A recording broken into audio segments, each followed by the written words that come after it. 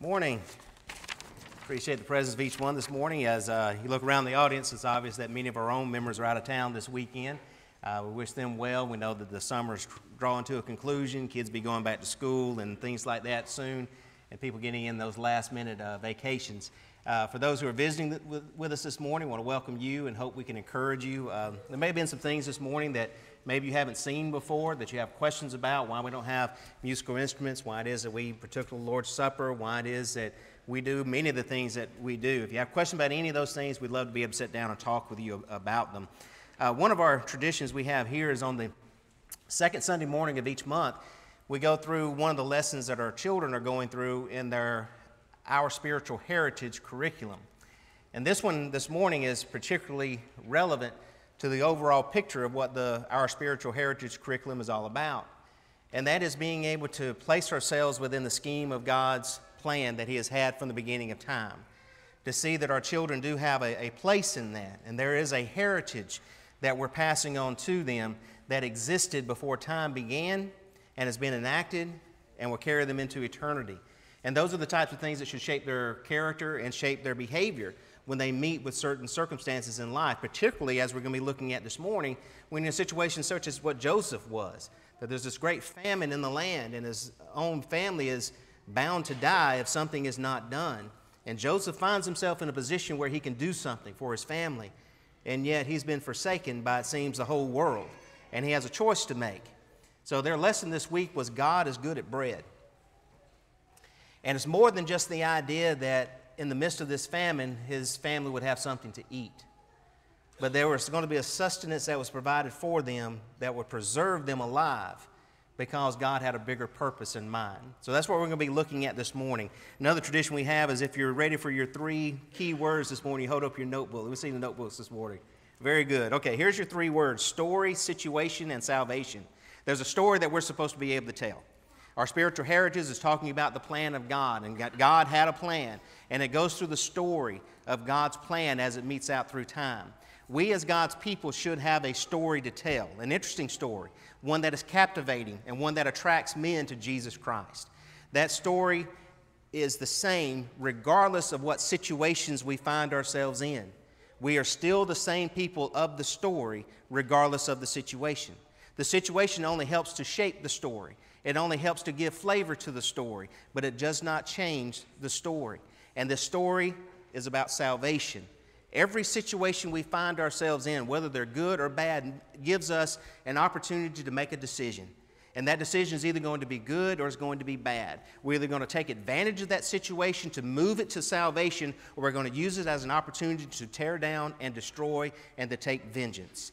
What is the choice we're going to make? God is good at bread. He is able to give that which we need. That is the story that we tell, and that's the one that gives us eternal sustenance in all things. So let's get caught up to Genesis chapter 45. What has happened so far in the life of Joseph? If you remember, Joseph is the child by Rachel, the one that Jacob loved. But then Joseph has a brother named Benjamin, and Rachel dies during childbirth. We know that is something that had to have had an effect upon him at a very early age in losing his mother. But we also know that Joseph was favored, and he had this coat of many colors. And because of that and the dreams that he had about his brothers bowing down to him, his brothers were very jealous and angered toward him. And so they throw him into a pit one day, and they were going to kill him, but they decided not to. So they sold him into slavery. And he's about 17 years old when he's sold into slavery. And for you parents, that's about a year younger than when you lose your own children moving out of the house into the world.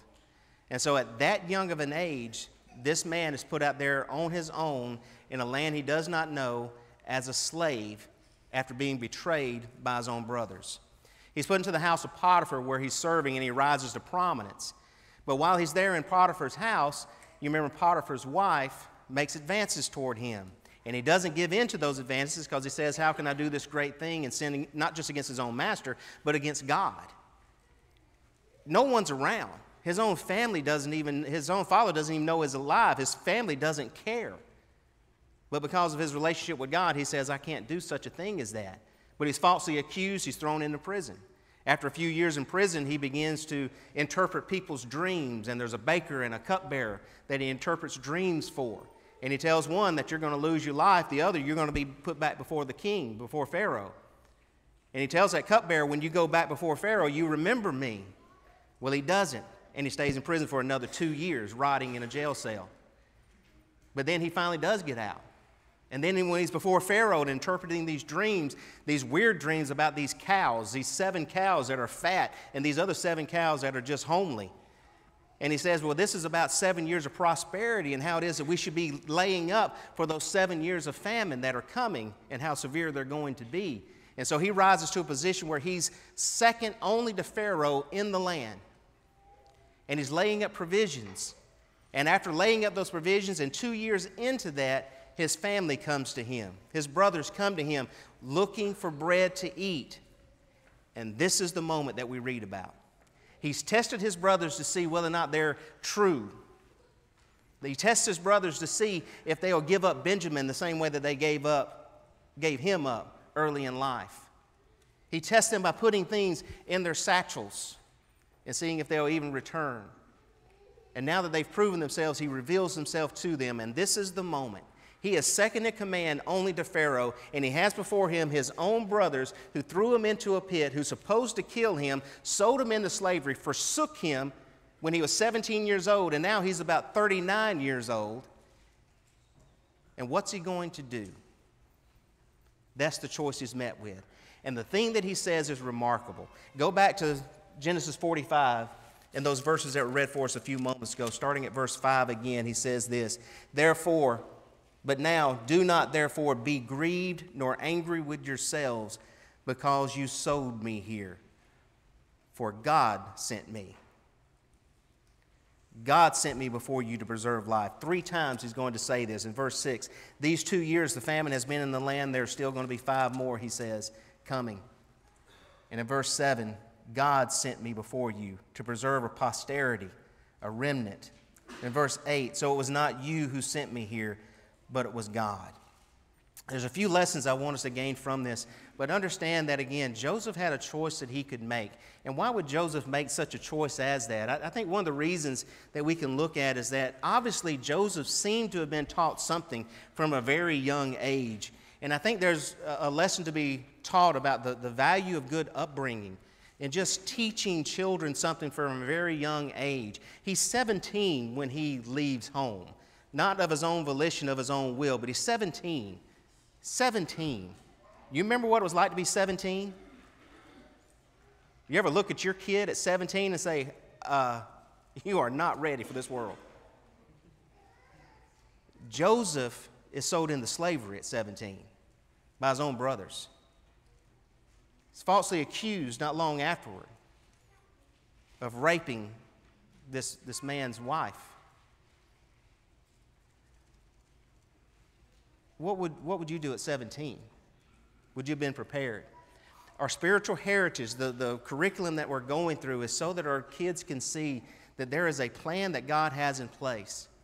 And obviously when Joseph was being raised in the promised land, that you had Abraham and Isaac and his own father Jacob, who were able to tell about this promised land that God brought them to.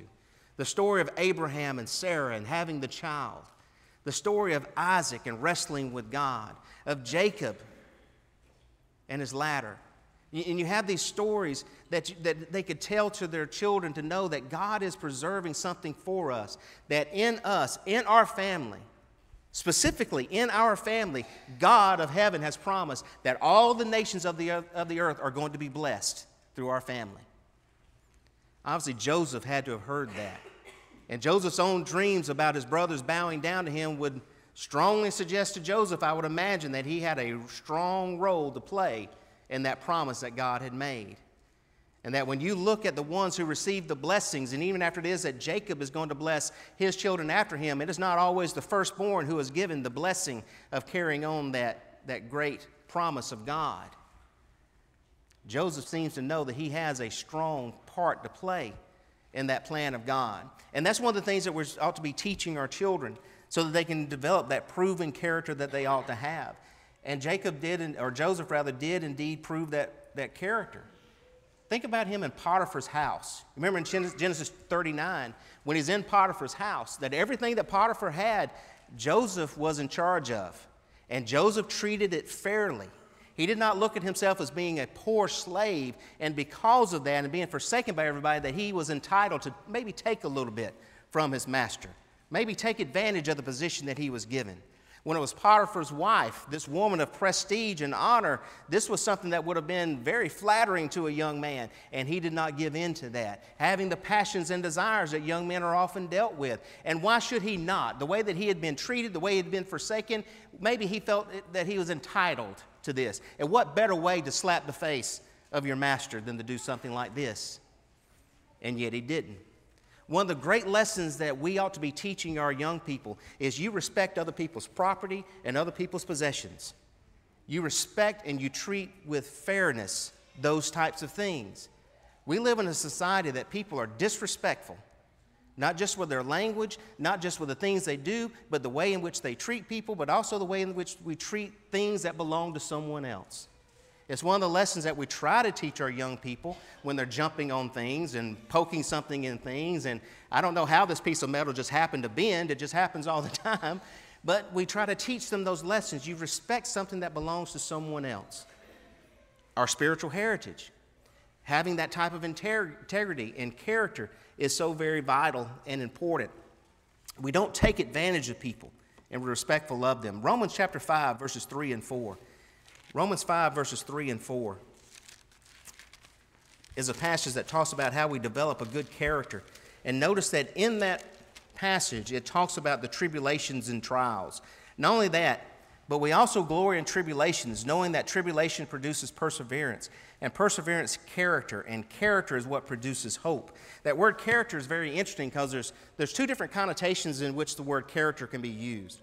One is the character that is developed by a soldier.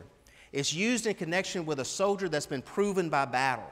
He's been in the midst of the battle, and his general, his commanding officer, knows that when the heat is on, when the moment comes, when it's time to take up your sword, this soldier can be counted on to pick up his sword and move into the fight. That's one way in which character is used. Another way in which character is used is when you talk about a metal that's been refined and improved because it's went through the fire and the dross has been removed. And so when we're talking about tribulations, when we're talking about trials, when we're talking about going through hardships and difficulties, there's two things it's supposed to do for us. It's supposed to prove who we are, and it's supposed to improve who we are. One thing that these things can do is prove that you are either going to be able to stand like a man or you're going to wilt. It's going to prove whether or not you're truly a soldier and that you're going to stand up and do what is right, regardless of whether or not someone else appreciates it or is even watching, because God seeing it is enough. And it's also going to improve your character if you will allow it. Again, when we're met with such circumstances as this, we're given a choice. What are we going to do? What's going to be our reaction? Another thing that I think we can learn from this incident in the life of Joseph, or this life of Joseph really, is about forgiveness. He tells his brothers to not be angry with yourselves. For the past 2 chapters prior to this in 45, they've been having discussions amongst themselves that Joseph has been able to understand and he's heard about we should have never done the things that we did to our brother that we did. And it is obvious that they feel like this is retribution that's coming for what they did, even before they knew that this was Joseph standing before them. What would you do? The best years of your life were taken away from you. 17 years old, sold into slavery. Years in prison for something you didn't do. What would you do to Potiphar? You're second in command now. Everybody in Egypt is beneath you, including Potiphar. What would you do to Potiphar? You served him faithfully. He should have known the type of person you were, and yet he didn't believe you. What would you do to Potiphar's wife? Not only did she entice you, but then she falsely accused you. What would you do to her? And now your own brothers are standing before you. What would you do? Would we not just want justice? See, forgiveness is not about justice. Forgiveness is not about that. Forgiveness is, I'll absorb the price. I'll absorb the cost. I'm not going to demand it at your hand. I'll take the loss. How is Joseph able to do that? You notice he didn't tell them, I want you for the rest of your life to remember what you did to me. I want you to wallow in pity. I want you to be continually in tears and sobbing and weeping over all the things that you did to me. Don't you ever forget that I had the power at this moment of time to destroy you, and I didn't take it. He didn't say any of that. He says, don't be alarmed, because it wasn't even you that sent me here. It was God. 3 times in just this passage, he says it was God who sent me here. Later in chapter 50, turn over to Genesis chapter 50. And this is after their father Jacob has died. And perhaps the only reason that Joseph was the way that he was is because the father was still alive. And yet in chapter 50, the father has died. And they suppose that maybe now he's going to take vengeance on us. And if you notice in verse 20, or in verse 19, Joseph said to them, do not be afraid, for am I in the place of God? But as for you, you meant evil against me, but God meant it for good, in order to bring it about as it is this day, to save many people alive. How was Joseph able to forgive? Joseph was able to forgive because he allowed God to give a different perspective to the situation. Was Joseph put in that position of authority by God? Because throughout Genesis 37 through 50, and all that Joseph had been through, when he was in Potiphar's house as a slave, it says, but God was with him. When he was in prison, but God was with him. When he's in the palace, but God was with him. Acts 7 tells us that when he was in the pit, God was with him. He allowed God to give a different perspective to the situation. God did not put him in that position of authority, in that position where he had this power over his brothers, so that Joseph could exact vengeance, but that Joseph rather may save his family.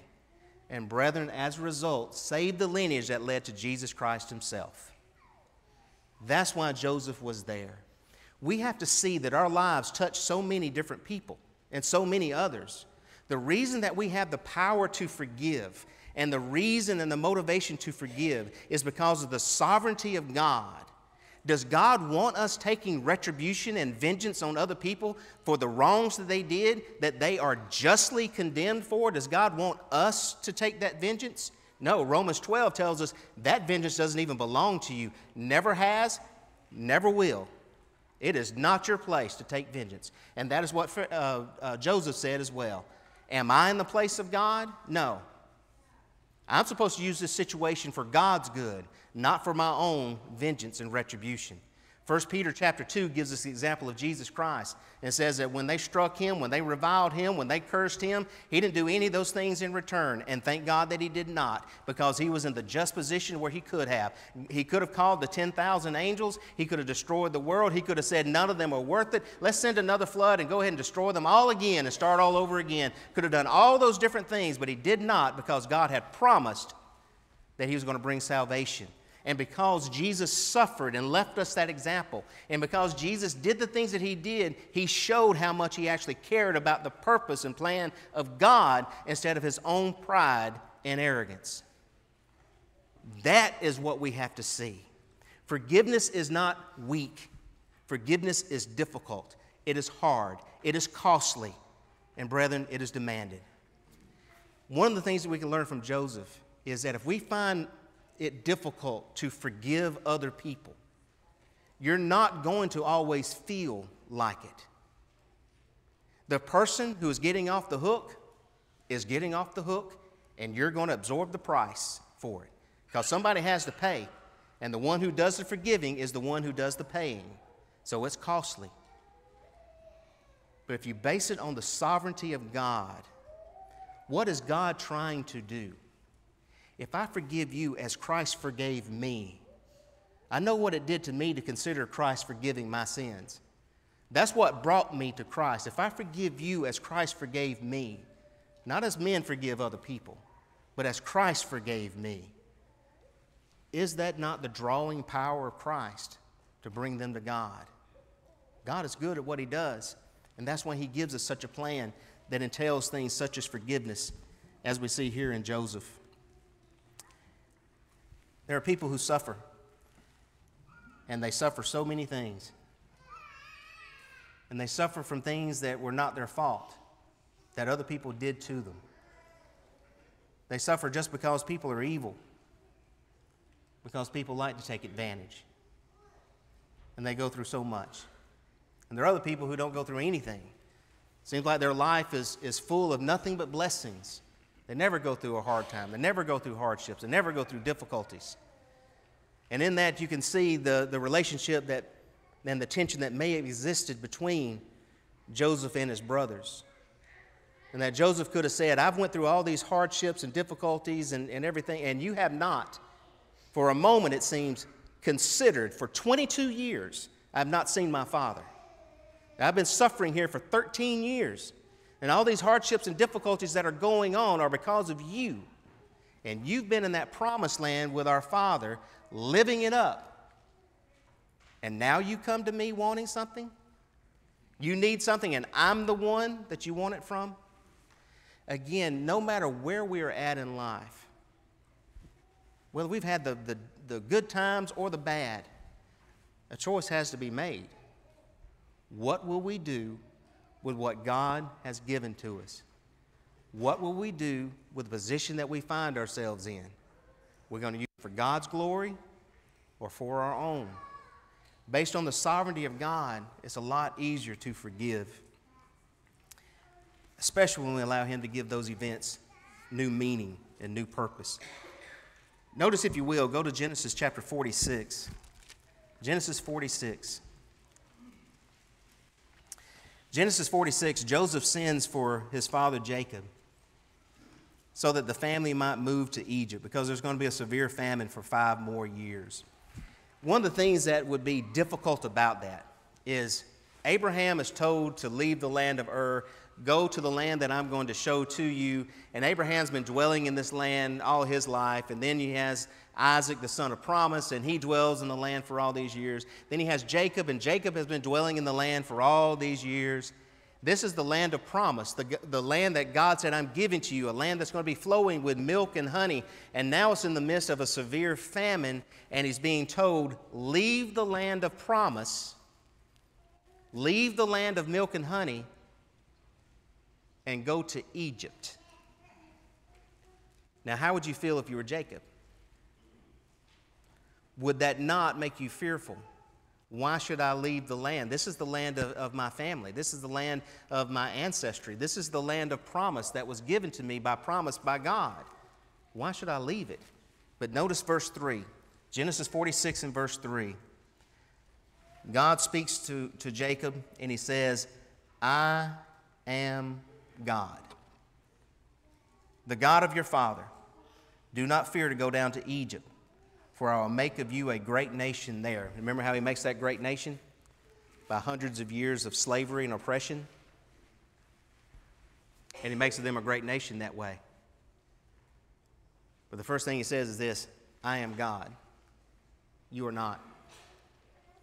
Don't lean on your own understanding of these things. If you don't understand I am God, you're going to die. The way to have life is this: understand I am God, and I am telling you, do not fear to go to Egypt,